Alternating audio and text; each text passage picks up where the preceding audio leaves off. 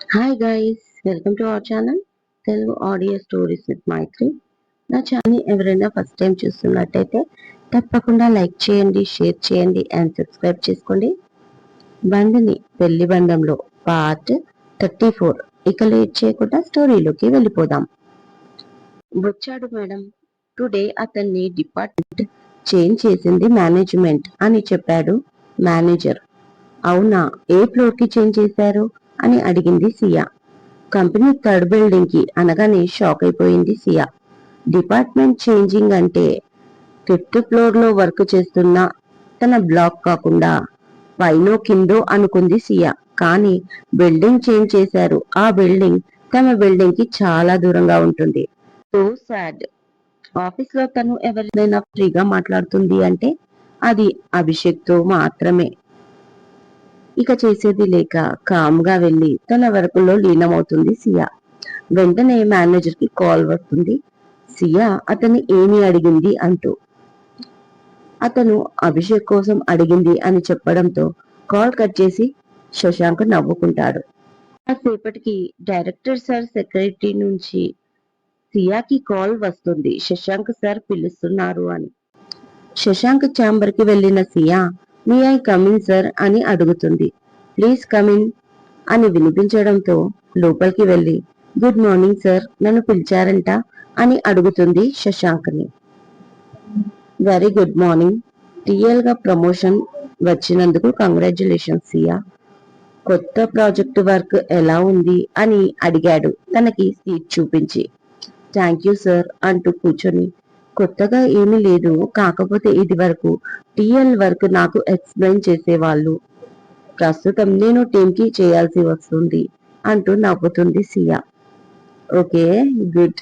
మొన్న జరిగిన ఇన్సిడెంట్ కి సారీ సియా అనగానే సార్ దాని గురించి నేను అప్పుడే మర్చిపోయాను అంటుంది సియా. ఓకే అని నవ్వుతూ ఇన్ఫాక్ట్ నేను ఎవరిని అంత ఈజీగా నమ్మను సియా. కానీ మా మదర్ మొన్న మీ విషయంలో చాలా పాజిటివ్ గా మాట్లాడింది. ఆమె మామూలుగా ఇలాంటి విషయాల్లో ఇన్వాల్వ్మెంట్ చూపించదు. అలాంటిది మిమ్మల్ని చూడగానే ఫస్ట్ టైం నాకు అపోజిట్ గా మాట్లాడితే నాకు ఆశ్చర్యం వేసింది. ఇన్ఫాక్ట్ నేను కూడా ఈ స్కామ్ లో మీ హ్యాండ్ ఉంది ఆమెతో బెట్ కాశాను అని శశాంక్ సియాని గమనిస్తూ చెప్పాడు తన రియాక్షన్ కోసం. దానికి సియా సో మీ మదర్ తో నా విషయంలో మీరు ఓడిపోయారనమాట అంటూ నవ్వుతుంది. ఎస్, ఓడిపోయాను అంటూ చైర్ లో వెనక్కి వాలి సియాని చూస్తూ ఈ విషయంలోనే కాదు మిమ్మల్ని చూసి కూడా అని మనసులో అనుకున్నాడు శశాంక్. సో మొదటిసారి ఒక పర్సన్ ని తక్కువ అంచనా వేశానా అనిపించింది అనగానే మీరు ఎక్కువగా ఆలోచిస్తున్నారు సార్. వేల మంది ఎంప్లాయీస్ లో నేను ఒకరిని కాదా? అది కాక కంపెనీ సిగరెట్స్ అంటే చిన్న విషయం కాదు. కంపెనీకి నష్టం వస్తే కేవలం పెట్టుబడి పెట్టిన కంపెనీ ఓనర్ కి కాక దానిపై ఆధారపడి ఉన్న ప్రతి డిపార్ట్మెంట్ లో కొన్ని వేల మంది ఎంప్లాయీస్ కుటుంబాలకి కూడా నష్టమే. మీరున్న ప్లేస్ లో ప్రతి ఒక్కరిని అనుమానించాల్సిందే. అదే న్యాయం కూడా. బట్ సరైన వ్యక్తిని పట్టుకోకపోతేనే ప్రాబ్లం. ఇప్పుడు ఇక్కడ అలాంటి ప్రాబ్లం ఏమీ లేదు కదా, కాబట్టి లీవ్ దిస్ మ్యాటర్ అంటుంది సియా. ఎక్కడుంటారు ఢిల్లీలో అని అడిగాడు క్యాజువల్ గా. ప్రజ్ఞ కాలనీలోని మమతా అపార్ట్మెంట్స్ లో అంది సియా. ఓకే, ఫ్యామిలీ అని అడిగాడు. ఫ్యామిలీ ఊటీలో ఉంటారు, సిస్టర్ తో ఉంటున్నాను ఇక్కడ అంది. ఆర్ యు సింగిల్ సియా అని అడిగాడు స్ట్రేట్ గా చూస్తూ. ఆ మాట వినగానే సియా గుండెల్లో గుణపం గుచ్చినట్లుగా అనిపించింది. కానీ ఇక తప్పక ఎస్ అని చెప్తుంది సియా. మీ సిస్టర్ ఏం చేస్తున్నారు అని అడుగుతాడు శశాంక్. తను ఫ్యాషన్ డిజైనింగ్ స్టూడెంట్, డిప్లొమా చేస్తుంది అని చెప్పింది. Okay, nice. ఎనీవేస్ ఇక పైన మనం ఫ్రెండ్స్ లా ఉండొచ్చు. కంపెనీలో కానీ పర్సనల్ గా కానీ ఎలాంటి హెల్ప్ కావాలన్నా జస్ట్ వన్ కాల్ అంటూ తన కార్డు తీసి ఇస్తాడు Shashank. Thank you so much sir అంటూ కార్డు తీసుకొని కెన్ ఐ గో అని అడుగుతుంది Siya. Okay, you have nice day అన్నాడు Shashank. Same to you sir అంటూ వెళ్ళిపోయింది సియా. ఇక సీసీటీవీ ఆన్ చేసి ఆమెనే చూస్తూ ఉండిపోయాడు. ఎందుకో తెలీదు, చాలా రోజుల తర్వాత ఒక అమ్మాయిని చూడ్డానికి, తనతో మాట్లాడడానికి ఇంట్రెస్ట్ చూపిస్తున్నాడు. ఇది ఇక్కడే ఆగుతుందా, ఇంకా ముందుకు వెళ్తుందా? చూద్దాం ఏం జరుగుతుందో. ఆఫీస్ కంప్లీట్ అవ్వగానే బయటికి వస్తుంది సియా. తనని ఎవరో పిలిచినట్లు అనిపించి వెనక్కి తిరిగితే అభిషేక్ హాయ్ సియా, ఎలా ఉన్నావు అని అడుగుతాడు. I'm good, how are you అని అడిగింది. ఇదిగో ఇలా ఉన్నాను, నీ పైన బెంగ పెట్టుకొని చూడు ఎలా చిక్కిపోయాను అంటూ తనని తాను చూపించుకుంటాడు. మరీ ఎక్కువైంది అంటుంది సియా. అవును, నా ఫ్లోర్ లో అమ్మాయిలందరూ నన్ను చూడ్డానికి, నాతో మాట్లాడడానికి, నన్ను లవ్ లో పడేయడానికి చాలా ట్రై చేస్తున్నారు. చాలా ఎక్కువైపోయింది. బట్ నా మనసులో స్థానం ఎప్పటికీ నీకే సియా, అది మాత్రం మర్చిపోవద్దు అంటాడు డ్రామాటిక్ గా. ఇలాగే ఎదవైవేశాలు వేస్తే జాబ్ నుంచి కూడా పీకేస్తారు, అప్పుడు దరిద్రం వదిలిపోతుంది అంటుంది సియా. అసలు నా మీద ఎలాంటి ఫీలింగ్ లేదా? డే ఫస్ట్ నుంచి చూస్తున్నాను, ఎప్పుడూ ఒకటే రియాక్షన్. కొంచెం మార్చొచ్చు కదా, అట్లీస్ట్ అబద్ధమైనా చెప్పొచ్చు కదా. మై డియర్ అబ్బి, నేను నిన్ను బాగా మిస్ అవుతున్నాను అని అంటాడు అభిషేక్. ఏంటి బాబు, నిన్ను నమ్మించడానికి నేను అబద్ధాలు చెప్పాలా, ఇడియట్ అని తిడుతుంది సియా నవ్వుతూ. అప్పుడే వాళ్ళ ముందు ఒక కారు వచ్చి ఆగుతుంది. ఎవరా అని చూస్తే కంపెనీ డైరెక్టర్ శశాంక్. రాజ్ తిరిగొచ్చాడన్న విషయం తెలిసి లక్ష్మి చాలా కోపంగా ఉంది రాజ్ పైన. అప్పుడే వచ్చిన రాజ్ పైకి వెళ్లి ఫ్రెష్ అప్ అవుతున్నాడని తెలిసి అందరూ హాల్లో గ్యాదర్ అయ్యారు. ముఖ్యంగా కిషోర్ గారు. కొడుకుని చూసి చాలా రోజులైంది కదా, చూడాలని మనసు తప్పిస్తుంది. మాట్లాడకున్నా సరే ఒకసారి తృప్తిగా చూసుకోవాలన్న ఆశతో టీవీ వంక చూస్తూ కూర్చున్నాడు హాల్లో, రాజు కోసం వెయిటింగ్ చేస్తూ. అప్పుడే బయటికి వెళ్దామని కిందికి వచ్చిన రాజ్ని వాళ్ళని చూసి ఎప్పుడొచ్చారు నానమ్మ, ప్రయాణం బాగా జరిగిందా అని అడిగాడు. మేము ఎప్పుడు వస్తే నీకే, నువ్వైతే దేశాలు తిరిగి వచ్చావు కదా, పర్వాలేదు. మన ఇంటి అడ్రస్ బాగానే గుర్తుంది తమరికి. ఇప్పుడు మాత్రం ఎందుకు వచ్చారు? మేము చచ్చామో బతికామో చూడడానికా అంది కోపంగా లక్ష్మి. నానమ్మ ప్లీజ్, ఎందుకంత కోపం? మళ్ళీ నీ హెల్త్ పాడవుతుంది అన్నాడు పక్కనే కూర్చొని ఆమె చెయ్యి పట్టుకుంటూ రాజ్. కాని లక్ష్మి ఏమాత్రం తగ్గకుండా, బ్రతికి ఎవరిని ఉద్ధరించడానికి?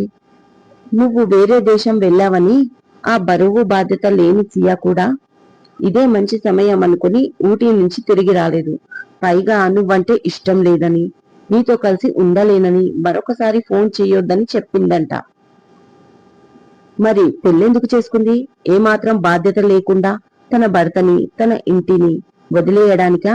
ఇదేనా వాళ్ళ తల్లిదండ్రులు తనకు నేర్పిన సంస్కారం అని లక్ష్మి కోపంగా అనగానే, నానమ్మ ప్లీజ్, తన గురించి తెలియక మాట్లాడుతున్నారు అనగానే సంపత్ బొద్దు అన్నట్లుగా సైగ చేశాడు చాలా సీరియస్ గా రాజ్కి. లేదు బాబాయ్, ఇంకా ఎన్ని రోజులు మనం తప్పు చేసి ఆ అమ్మాయిని అందరి దృష్టిలో చెడ్డదాన్ని చేద్దాం? ఆల్రెడీ తన వీక్నెస్ తో చాలా మంది ఆడుకున్నారు ఇక్కడ. తనని కష్టపెట్టిన వ్యక్తుల్లో మొదటి నంబర్ నాదే అనుకో. నేనేం కరెక్ట్ అని చెప్పడం లేదు, కానీ ఇప్పుడు ఒక అబద్ధాన్ని నిజం అని చెప్పడం తప్పు అన్నాడు రాజ్. ఏంటి విషయం, ఏదైనా దాస్తున్నారా నా దగ్గర అడిగింది లక్ష్మి అనుమానంగా. ఇప్పుడు కాదు నానమ్మ, గత 3-4 సంవత్సరాలుగా నీ దగ్గర చాలా విషయాలు దాస్తూనే ఉన్నాం. కారణం నీ హెల్త్ ఏమవుతుందో అని. మీరు కూడా జీవితంలో అన్ని ఫేస్ చేసి ఉంటారు, ఎన్ని బాధలు పడి ఉంటారు, ఎంత లైఫ్ ని చూస్తూ ఉంటారు. ఆ మాత్రం తట్టుకోరని ఈ రోజు మీకు తెలియని అన్ని విషయాలు చెప్తాను. ఎందుకంటే మనుషులు ఉన్నప్పుడే వారితో నిజాయితీగా ఉండాలి. అబద్ధాలు ఆడి ఒకరి కళ్ళల్లో మంచిగాను చెడుగాను మిగిలిపోతే ఆ వ్యక్తి వెళ్ళిపోయాక మన మనస్సాక్షి మనకు ఎదురై నువ్వు పలానా వ్యక్తిని మోసం చేశావు కదా అని ప్రశ్నించినప్పుడు అది ఎంత నరకమో నాకు తెలుస్తుంది నానమ్మ, ప్రమిళ ఆంటీ విషయంలో. అందుకే మిమ్మల్ని చీకట్లో పెట్టడం నాకు ఇష్టం లేక నిజాన్ని చెప్పబోతున్నాను, కాస్త ధైర్యంగా వినండి అనగానే అక్కడ ఉన్న వాళ్ళందరూ షాక్ అయ్యారు. అప్పటికి సంపత్ వద్దురా అన్నా వినకుండా తన పెళ్లి ఎలా జరిగింది, సియా ఎలాంటి పరిస్థితుల్లో ఈ పెళ్లికి ఒప్పుకుంది, తన మదర్ కి ఏమైంది, తను సియాతో ఎలా ప్రవర్తించింది, ప్రతిదీ ఎక్కడ మిస్ కాకుండా మొత్తం ఉన్నది ఉన్నట్లుగా, చివరికి క్రిస్టియానాతో తనకున్న అఫైర్ గురించి అది సియకు కూడా తెలుసు అన్న విషయం కూడా చెప్పేశాడు రాజ్. అదంతా విన్న లక్ష్మి కొన్ని క్షణాలు అలాగే మౌనంగా ఉండిపోయింది. ఒకసారి సంపత్ వైపు చూసి ఆ తర్వాత రాజ్ ని చూసి కిషోర్ ని చూస్తూ ఇది నిజమా అని అడిగింది. ఆయన సమాధానం చెప్పలేదు. కిషోర్ నిన్నే అడిగేది ఇది నిజమా అని అడిగింది. ఆయన అవును అన్నట్లుగా తల ఊపగానే పైకి లేచిన లక్ష్మి రాజు చెంపపై ఒకటి కొట్టింది. అంతే. శాంతి, శాంభవి, ముఖేష్, స్మిత, లవన్, కుశాల్ అందరూ షాక్ అయిపోయారు. కుశాల్ మాత్రం నానమ్మ ప్లీజ్ ఆవేశపడకండి అని అరిచాడు. ఇది ఆవేశం కాదు, బాధ. ఆ అమ్మాయిని మాటలతో నేను కూడా చిత్రవద చేశాను. ఇంకా పిల్లలు కలగట్లేదు ఏంటా అని. ఇటు ఇంట్లో పరిస్థితి, అటు తన తల్లి పరిస్థితి, పైగా ఈ మహానుభావుడు పెట్టే బాధలకి పాపం సియా, నా తల్లి ఎంత నరకం అనుభవించి ఉంటుంది. తనలో తానే చెప్పుకునే వాళ్ళు ఒక ఆడదాని మనసు మరొక ఆడదానికే తెలుస్తుంది. చాలా తప్పు చేశాం మనం తన విషయంలో. పైగా నీ తండ్రి తప్పు చేశాడని అనుకుంటున్నావు. నీకు ఇష్టం ఉందా లేదా అని తెలుసుకోకుండా నీకు పెళ్లి చేసినందుకు కదా. నీ బాధ అదే అయితే విను. నా కొడుకు తప్పు చేయలేదు. తల్లి ప్రేమ దూరం అయ్యిందని మరొక తల్లి లాంటి స్వభావం ఉన్న ఓర్పు సహనం కలిగిన సియాని తీసుకొచ్చి నీకు పెళ్లి ఎందుకు చేశాడో తెలుసా? అలాంటి అమ్మాయితో నువ్వు జీవితం పంచుకుంటే నీ తల్లి ప్రేమ నీకు తిరిగి దొరుకుతుందనే స్వార్థంతో కాని నీ మీద ఆధిపత్యం చెలాయించడానికి కాదు. నువ్వు ఆ అమ్మాయి విలువ కూడా తెలుసుకోలేకపోయావు సరికదా. తనకి అసలు ఇంట్లో మనశ్శాంతి కూడా ఇవ్వలేదు. ఇక వెళ్ళు, నేను చచ్చే వరకు మళ్ళీ నాకు కనబడకు. ఎన్నో యాత్రలు చేసి పుణ్యం సంపాదించుకొని వచ్చాను అనుకున్నాను, కానీ నాకు తెలియకుండానే సియాని బాధ పెట్టి చాలా పాపం చేశాను. ఇంకా నేను ఎన్ని జపాలు ఎన్ని పూజలు చేయాలో ఈ దోషం పోగొట్టుకోవడానికి అంటూ కోపంగా తన రూమ్ లోకి వెళ్లిపోయింది లక్ష్మి. అందరూ మౌనంగా ఉండిపోయారు. కన్నీరు చేరిన రాజ్ కళ్ళల్లో మసకగా సియా రూపం కనపడి తనను వెక్కరించింది. పర్లేదు సార్, మీకెందుకు ఇబ్బంది, నేను వెళ్ళిపోతాను మరొకసారి అంది కార్లో కూర్చుంటూ సియా. ఇట్స్ ఓకే సియా, ముందు ఆ సీట్ బెల్ట్ పెట్టుకోండి అన్నాడు శశాంక్. అది కాదు సార్ అనగానే మీ క్యాబ్ ఎందుకు రాలేదు అని అడిగాడు టాపిక్ డైవర్ట్ చేస్తూ. ఈవినింగ్ షిప్ ఉన్న వాళ్ళందరికీ రాలేదు, ముందే ఇన్ఫార్మ్ చేశారు అంటుంది. ఓకే, మేనేజ్మెంట్ తో నేను మాట్లాడతాను, మరొకసారి మీకు ట్రబుల్ అవ్వకుండా అన్నాడు ఏమీ తెలియనట్టే శశాంక్.